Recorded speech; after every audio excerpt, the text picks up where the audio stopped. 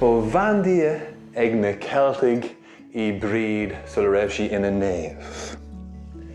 Brani a chorthaí mar bhóthar gach neach agus gach ní. Bhí bantaí leis an talamh, leis an air, le tine agus le huisce. Inis seo crosóg Bhríde a chuiníonn féin sa bhaile os cionn an doras sa seomra sí. Agus is brálam an cro atá an grosóg. So inis tá minn chun aire síanamh chro an chrosóig len gorp féin.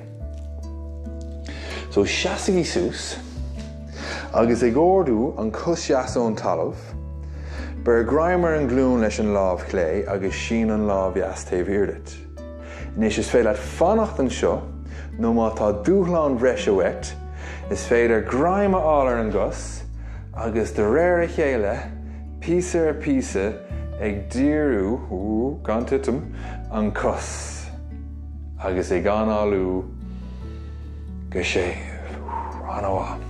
Nis ag ordú inis an cos chlé, so lámh eas ar an glún chlé, lámh chlé taobh iardit, fannacht an seo, nó má tá an dúthláin bhreis sin wet, ber graimer an gus chlé, agus go meallmach na bhach, gan titim ag díriú an cos chlé, agus ag féach an taobh iardit.